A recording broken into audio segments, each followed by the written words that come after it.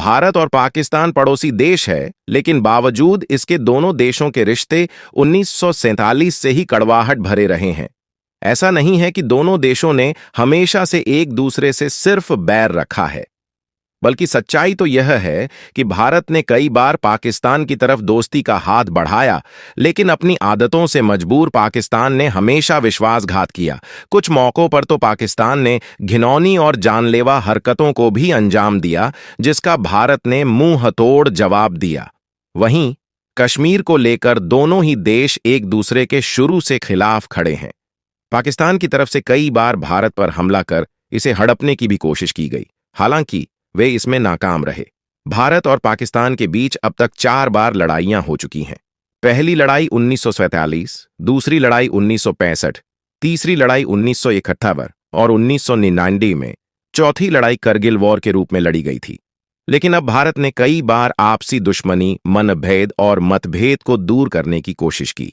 भारत की तरफ से लगातार कूटनीतिक स्तर पर पाकिस्तान से मधुर संबंध बनाए जाने के प्रयास किए जाते रहे हैं।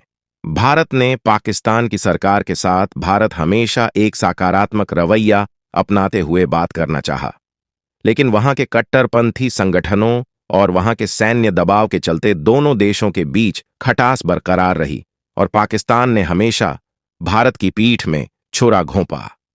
भारत के प्रधानमंत्री अटल बिहारी वाजपेयी ने पाकिस्तान की तरफ दोस्ती का हाथ बढ़ाते हुए फरवरी 1999 में 2 दिवसीय दौरे पर लाहौर बस यात्रा की। अपनी यात्रा के दौरान पूर्व प्रधानमंत्री वाजपेयी ने तत्कालीन प्रधानमंत्री नवाज शरीफ से मुलाकात। इस दौरान दोनों देशों के बीच लाहौर घोषणा पत्र का भी ऐलान हुआ, लेकिन पाकिस्तान के तत्कालीन राष्ट्रपति और सेना प्रमुख परवेज मुशर्रफ के नापाक मंसूबों ने इस पर पानी फेर दिया। वाजपेयी ने इसका एक बार जिक्र करते हुए कहा था कि लाहौर के बाद भारत को कारगिल युद्ध का सामना करना पड़ा।